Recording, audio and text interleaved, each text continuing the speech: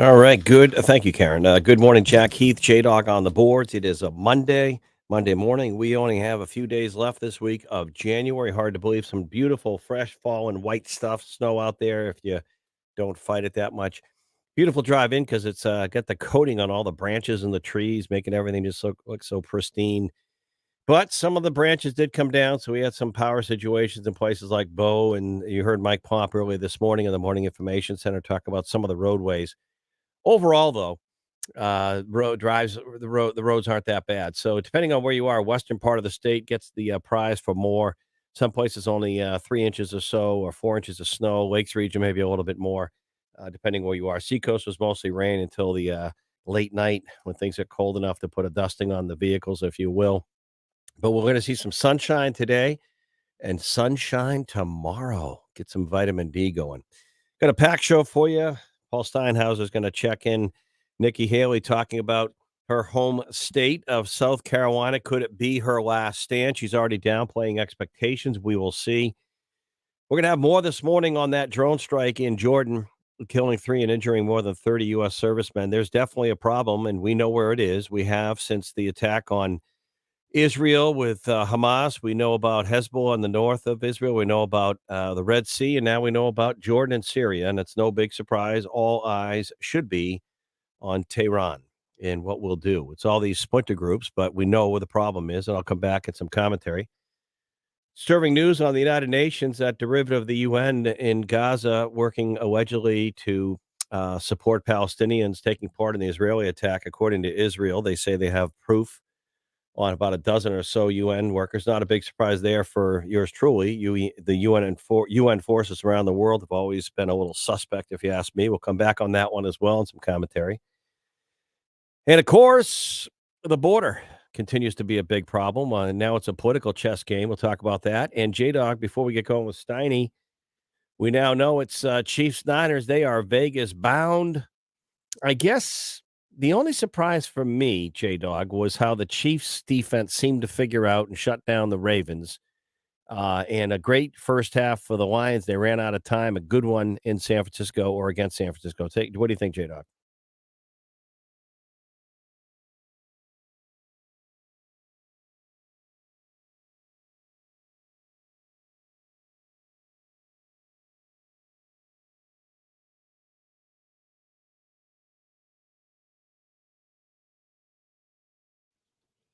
Yeah. Yeah. They really just seem to have the Ravens number. And it really became a little slow there. I mean, good game. Wasn't like, but the real thriller was, if you stayed awake and watched the end of that San Francisco game with the Lions played their hearts out in the first half, dominating first half, but really Niners, they erased a 17-point deficit and got to the 34 there, and the clock was ticking at the end after the Lions punched one in. But that onside kick, oh, close actually, J Dog, close. I felt bad for the sidelines of the Lions. They thought they might have had a shot on that one, but you know what? Not meant to be. They ran out of time, and it's Niners Chiefs. Should be a good one though.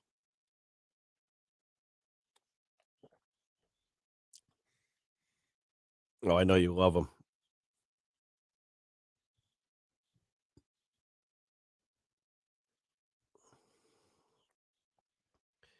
I was saying to some folks this over the weekend. Can you imagine Vegas, the Vegas, the hotel, just Vegas, hosting a Super Bowl? I mean, very appropriate, but boy, that place is gonna be crazy. All right. Again, we'll see where things go, but you look at Paul Steinhaus reports nationally for Fox News. I think he's checking in. And just gonna let him know if he's going to. Speaking of Vegas, I wonder if he's going to Nevada. It seems that things quieted down in the weekend here, coming out of New Hampshire's primary last week. But really, the test now is ironically South Carolina. Nikki Haley's from that state. Trump's got a big. He's got the governor. He's got Tim Scott. He's got a lead there. And Nikki Haley already saying over the weekend she's got to do better than New Hampshire, but saying she doesn't have to win. Just gotta do better than New Hampshire. She did okay in New Hampshire, not what she wanted, but she got to do better. So it's anyone's guess, and there's enough time. But certainly Trump, got a little thin skin there with Nikki Haley not pulling out this past week, but that's his style. He wants her out of this race. He wants it to be his alone now on the way to the nomination. But South Carolina may be her last stand, maybe not. We'll see. And then, of course, who has it really the question that then becomes, is it Biden and Trump again? A lot going on in the world, by the way, in case you haven't noticed. We have the situation in the Middle East. And how about the border? There's this, we'll check in maybe Brad Card, one of our contributors, talking about in Washington, do they have a bipartisan agreement or consensus on a border package that would allow us to be tougher on the border crisis? And there's stories that Donald Trump saying to key Republicans and lawmakers, don't support it. Trump has said publicly in his rallies, it's a terrible deal.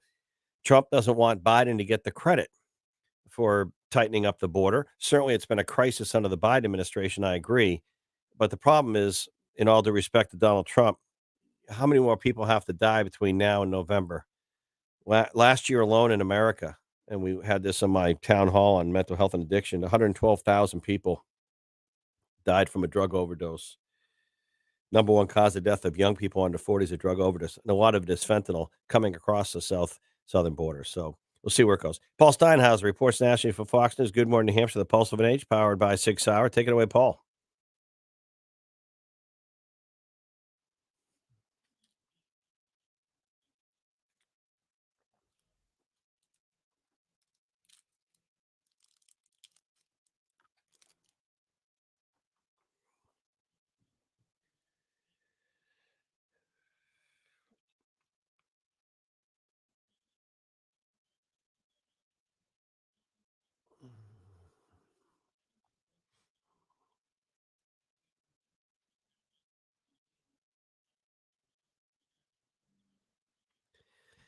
Paul, thank you. It's not, I think a lot of people got some rest over the weekend, some good football games on, a little bit of snow, but it seems to me the big question, listening to Nikki Haley coming out of the weekend, her own home state, she knows it's an uphill climb for her. She did beat the current governor, McMaster's, but he's the governor. He's endorsing Trump. Tim Scott, Trump's got the sort of the Republican muscle in South Carolina. She knows it's an uphill fight, already handicapping what she expects. They're saying she doesn't have to win, but she has to do better than New Hampshire. What does that mean?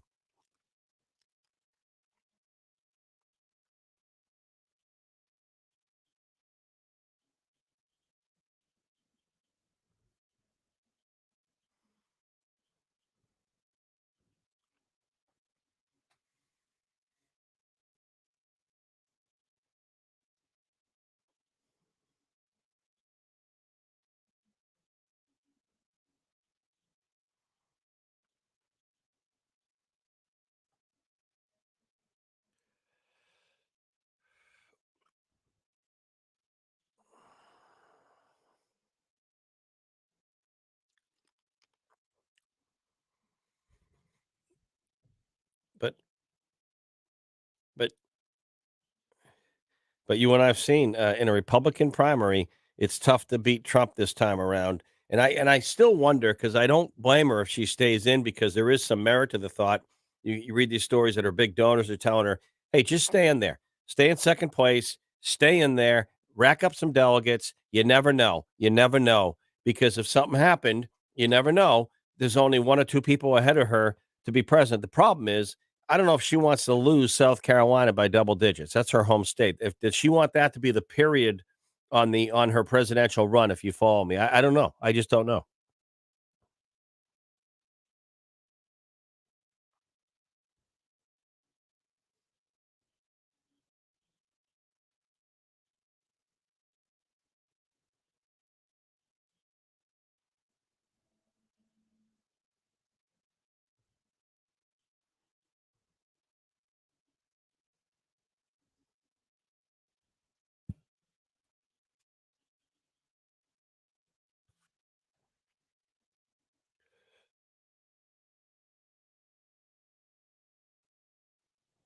All right, Steiny, have a good one. Have a good Monday. Paul Steinhauser reports nationally for Fox News. Good morning, New Hampshire, the pulse of an age. Thank you, Paul.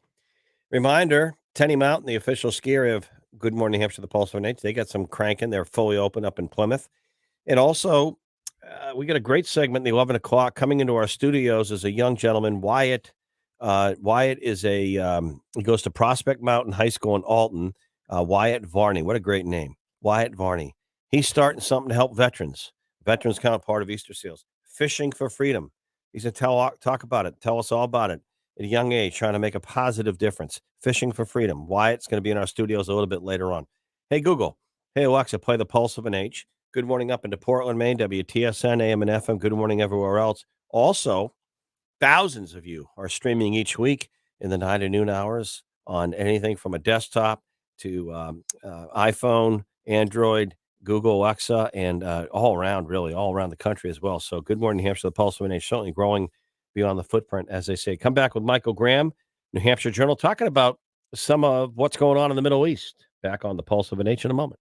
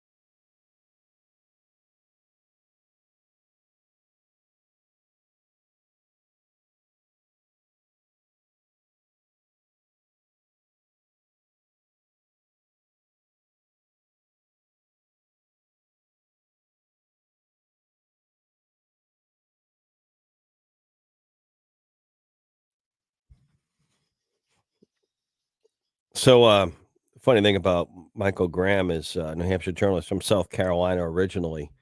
So I'm going to ask him about what's going to go down there. But we're going to talk about some other stories. NHjournal.com. He's got posted in a lot going on in the Middle East. But he's one of those folks that when we get a little bit of snow in New Hampshire, because he's a transplant. He just sort of like in college, he'd go to the washing machine area, he'd leave his laundry in the washer for a week, hoping someone folded it. So he leaves. He doesn't shovel his walk.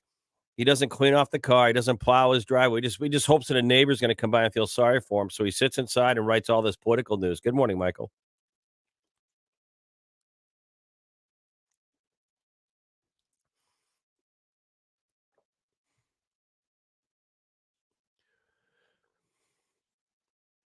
Oh,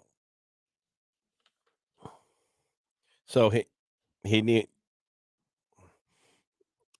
I love this. I didn't know kids did like lawnmower or shovel. Yeah, I didn't know that anymore.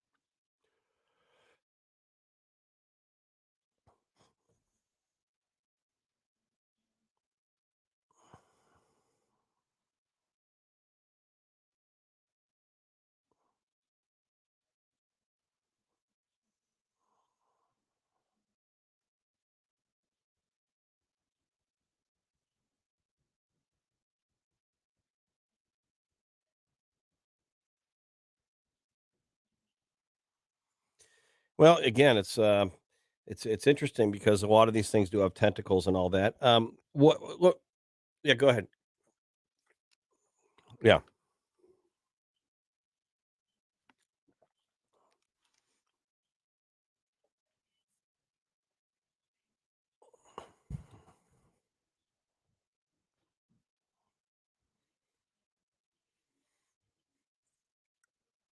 and yeah, and by the way, John Kerry and Secretary of State. I mean, the clear policy is placate, and appease Tehran. Yeah.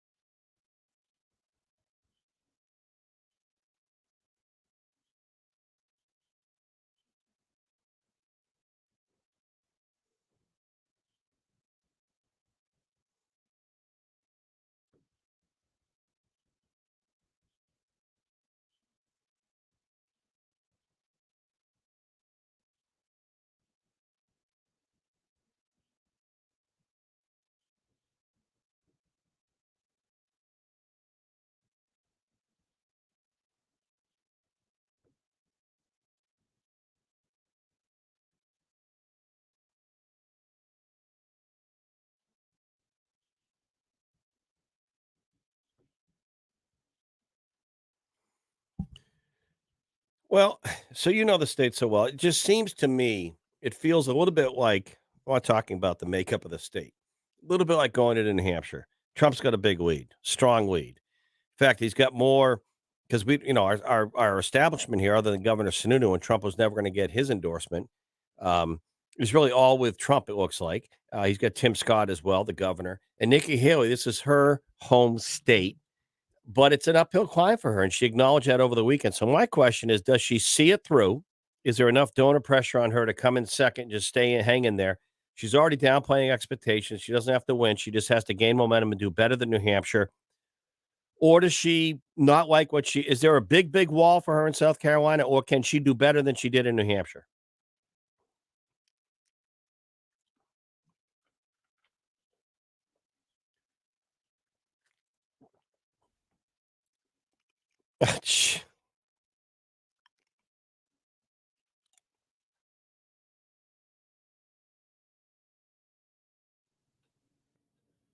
Oh, yeah.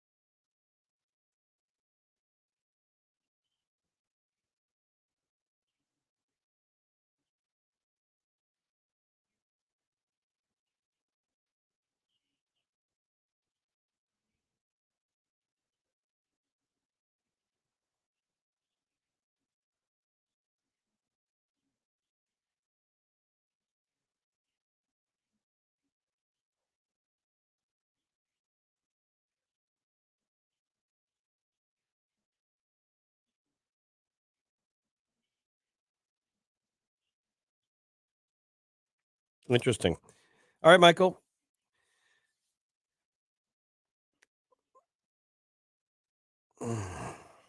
I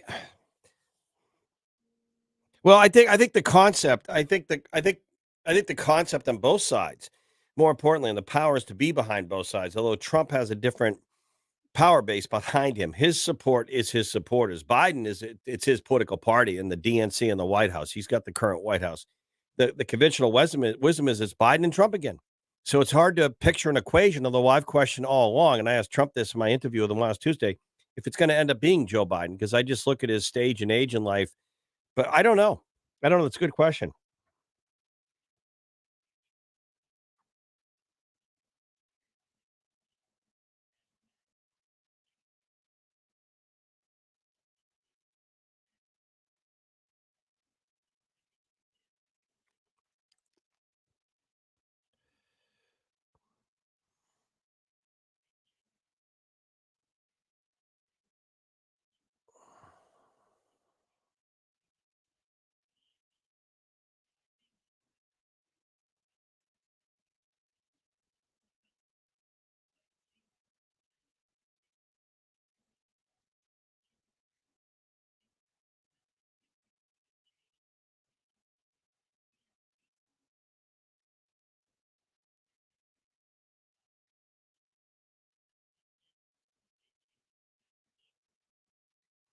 All right, Michael, go out and pay the kid.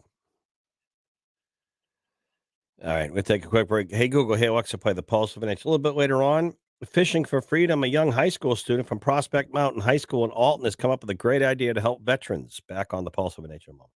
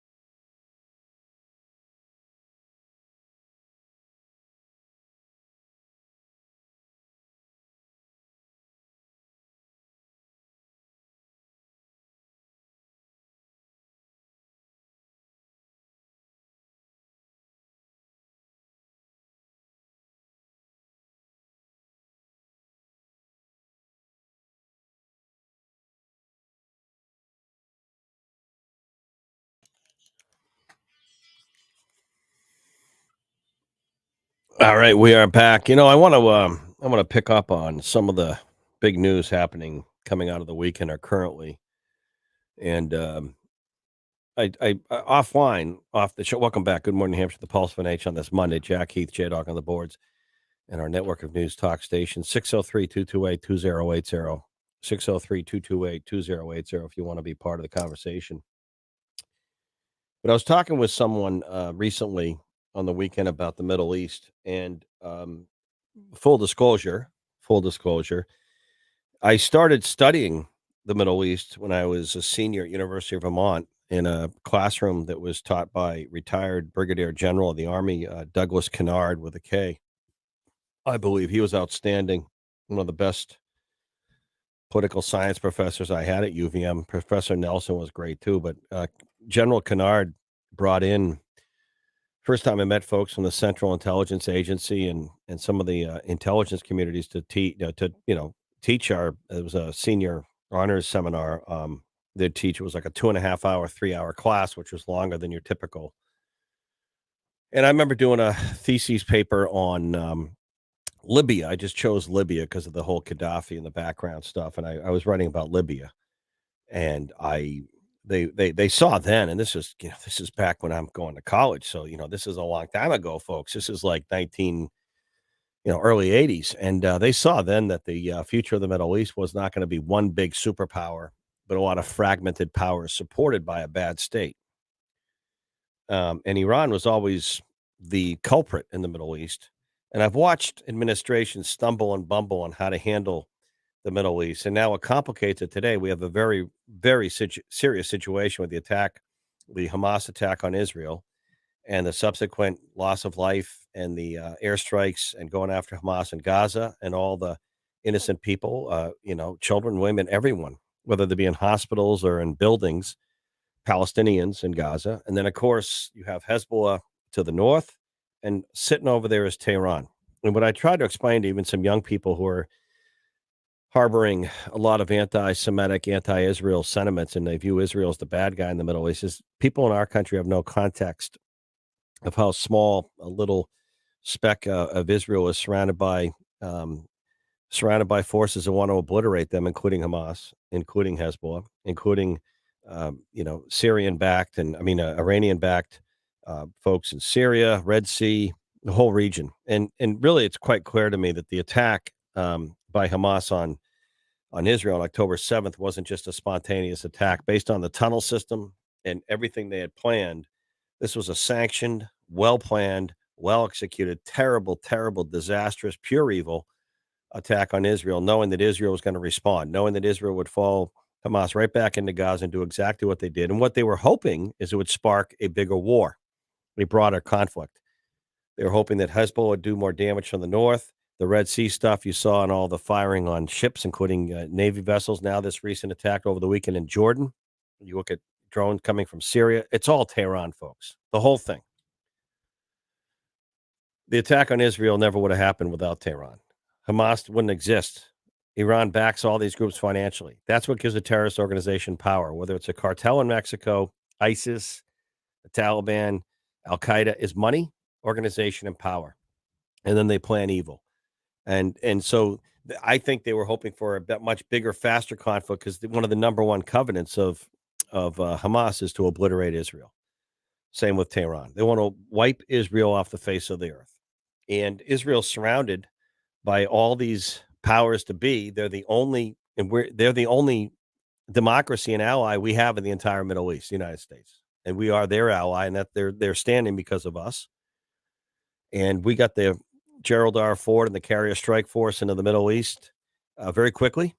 And at the core of all that was some really good U.S. submarines that have incredible striking capability into Tehran or you name it. And people forget Israel has a pretty good nuclear arsenal as well. But let's talk about Tehran.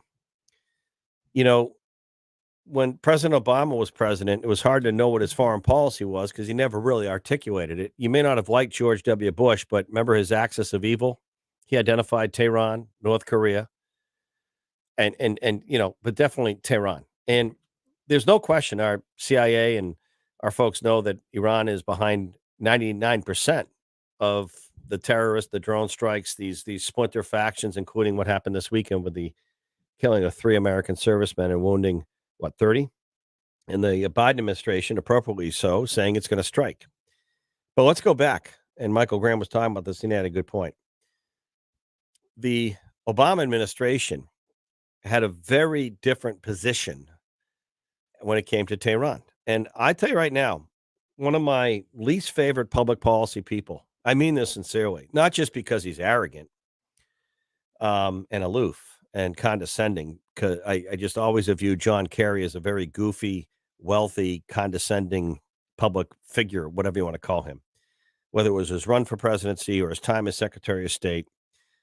He can fly in his private jet to Davos, Switzerland, and yap all he wants to me about driving my Nissan Frontier pickup truck and my carbon footprint while he lives in his big house. He flies his jet to Davos. He's a very entitled dude. And but he was Secretary of State, and you look at how the Obama administration placated Tehran, indirectly and directly, giving them billions of dollars.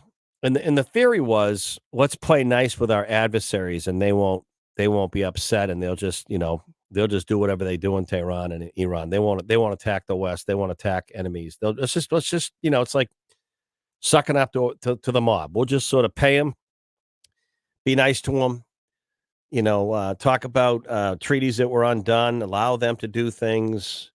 And the one thing that Israel will never allow, and we should never allow, is them to really enrich uranium to the point where they have a full-blown nuclear arsenal. It's funny, the whole Tom Cruise Top Gun, most recent Maverick Top Gun movie that did so well in theaters. It's all about that the enrichment of that facility, that plant in Iran. And he and his fellow fighter jets go in and take it out.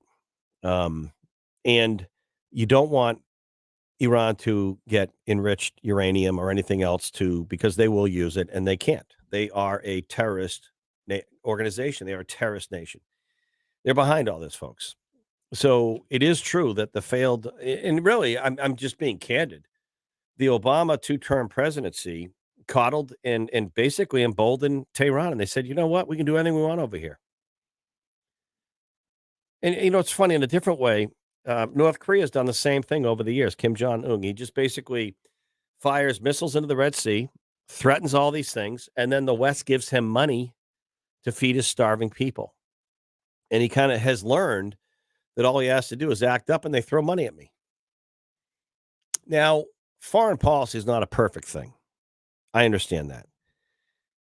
But I'll tell you right now, it can be a bad thing sometimes. And, there is a clear difference, by the way. People and all their voting stuff, they might not like certain people, and they look at personality stuff, and everyone's an expert, but there is a different philosophy between our two major political parties in America on foreign policy and domestic policy.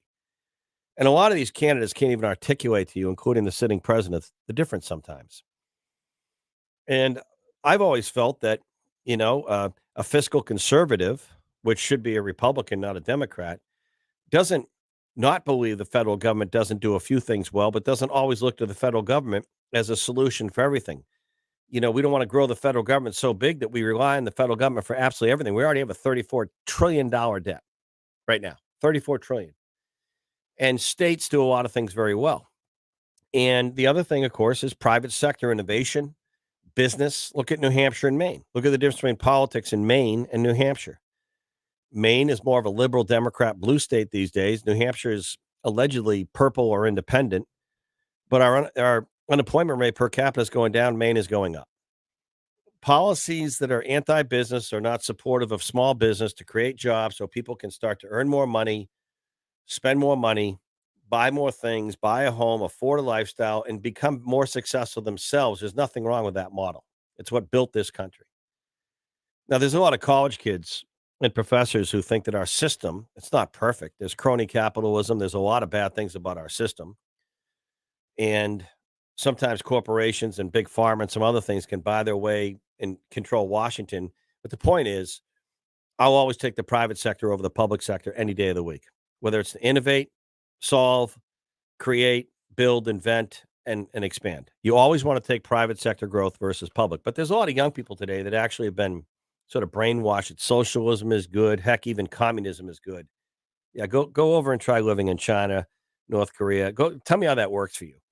By the way, because with those systems, freedom goes out the window. If you like freedom, so but the point in the Middle East is these countries. I've talked to enough people in the military, enough special operatives, Navy SEALs, Delta guys, Green Berets who've done several missions, several like 10, 12, 14 deployments.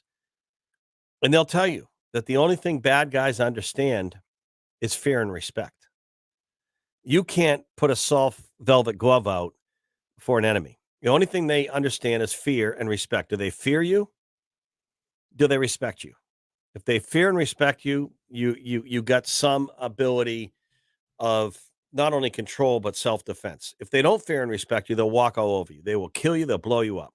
And you look at Tehran and they're looking at this country, and I'll tell you right now, you may not like Donald Trump, and this is not about Trump at all, but last Tuesday, a week ago from tomorrow on the primary, when he was talking about even the war in the Ukraine. There's no question Vladimir Putin, before he invaded Ukraine, watched how we departed and left Afghanistan. There's no question that our adversaries watch us all the time. There's no question that North Korea watches us. They study us, Putin, Tehran, and they wonder where our line is. Where is their line? Where is their line in the sand? When they not just strike back with like we're gonna take out a few bases from this drone strike from Syria, Tehran. Oh, what will they really do? You know, we've tried sanctions. We've tried all the sanctions against Putin. Has that gotten him out of Ukraine? Remember all the sanctions? That was going to work. All Vladimir Putin, all Tehran, all North Korea, all they understand, and China, Joar, is fear and respect. You can't be nice. You know, if a snake is going to bite you, good luck making that snake a pet. Good luck just making a golden retriever out of that snake. Ain't going to work. So I'm not advocating that we go crazy here, but I'll tell you right now, Tehran has been, is, and will be a thorn in the side of the West and Israel and peace in the Middle East, therefore the world, for decades. And you can't coddle the snake. Some commentary, 603-228-2080. Back on Good Morning Hampshire, the Pulse of an H, in a moment.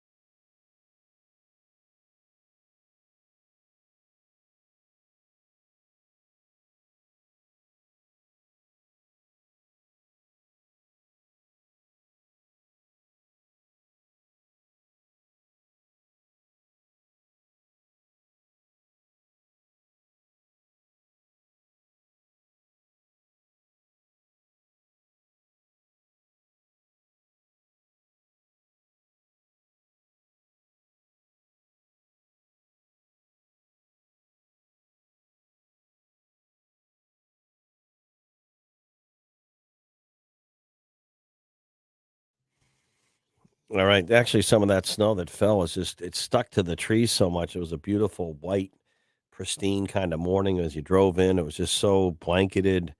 As we get into the day, we're gonna actually see some sunshine more tomorrow. So not a bad big it wasn't a big system. I wouldn't even call that a storm. It snowed some in January. Hey, so J Dog, table's set. We know the dance now.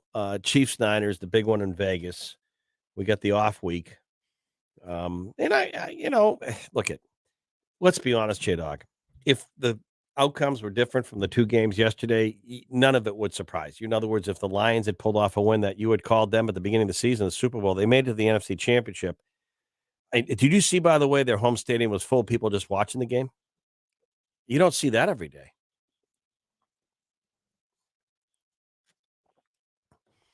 Yeah. But, they can hold their head high because they got a good program, good coach, good team. Hopefully they keep it going for the Motor City. Don't say this is it. They tell me why. Well, okay, but they're in there. I mean, they're competitive. Well, let's not get ahead of and Ravens Chiefs. I mean, if it was the other way around, a lot of people were picking Baltimore. They were at home, a tough team. I think the biggest surprise in that Chiefs game was what happened to Baltimore's offense. The Chiefs shut them down. The defense. They figured something out.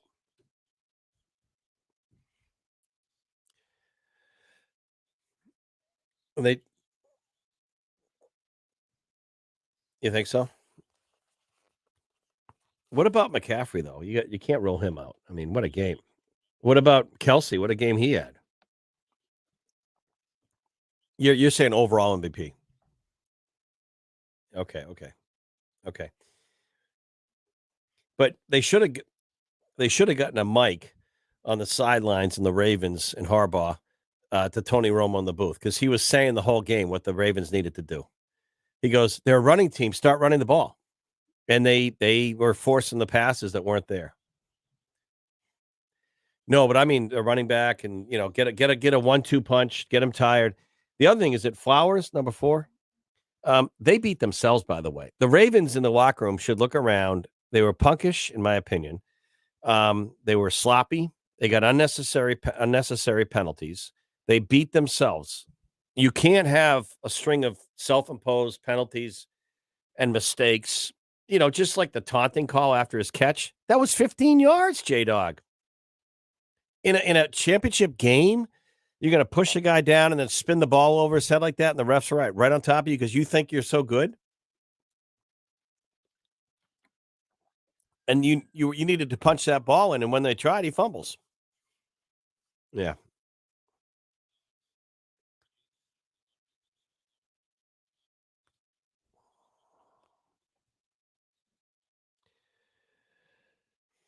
Yeah, I'm not look at yeah, I mean, to me, the thing that's but again, I think we had in New England many years of we rubbed every other city the wrong way when we saw the success and Giselle's up in the booth with Kraft, with Bon Jovi and Tom Brady doing it year after year. I get it. Most cities hated New England, okay? Their success. But I'm getting a little tired of the Chiefs, but their success speaks for itself. I mean, Andy Reid's a great coach. Mahomes is an incredible, probably the most gifted quarterback, in my opinion, maybe ever athletically.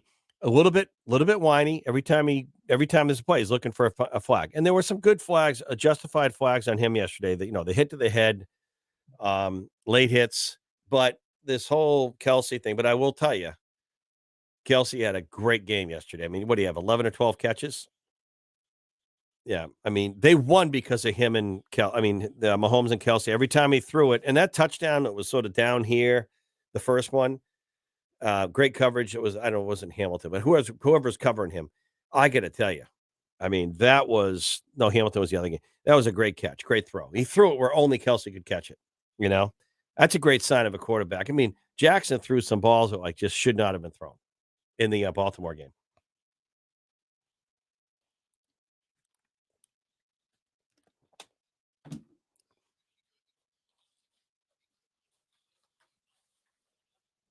No, yeah, at the very end they got a few, but that was too late.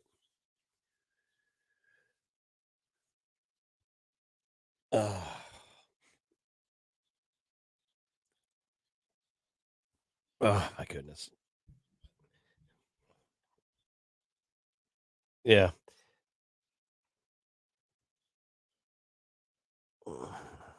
No, no, no, no, no. So I know we have the break in the NHL, and I know the Bruins are doing great. The Celtics, we have a little bit of a break. We have a little bit of a break, but I'm just not. Is it next week or this week? I just not gonna be able to watch all this build up on Taylor Swift. I'm sorry, I just can't. I mean, the whole make it about a football game, seriously. But I know the NFL is loving this. The NFL is loving this.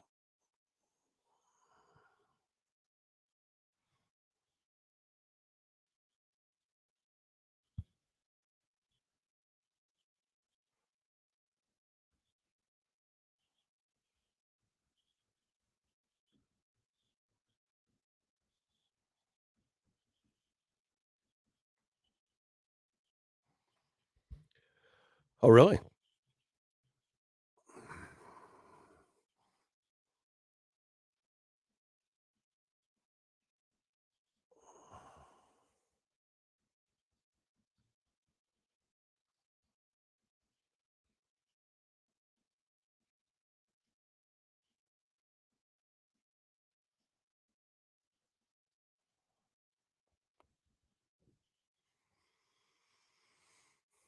Yeah. I I I I would just love some entrepreneur to do kind of a behind the scene Vegas walk around that week. Imagine it's gotta be absolutely zany nuts there. The casinos, the hotels, no one's gonna be sleeping. Oh my goodness. And by the way, you can have it. Maybe another time when I was, oh, are you? Yeah, good. Whoa, whoa, whoa. I didn't know that. Are you serious? What is it? Everyone's gonna be in Vegas. Well, I'd probably leave Oakland too, but I wouldn't be anywhere in California, but that's me. Hey, Google, hey, Alexa, play the Pulse on it. Tell you about a great young person from Prospect Mountain High School right here in New Hampshire, Alton, Wyatt Varney, Fishing for Freedom to help veterans. That's coming up live on Good Morning Hampshire, the Pulse of an Age. Back in a moment.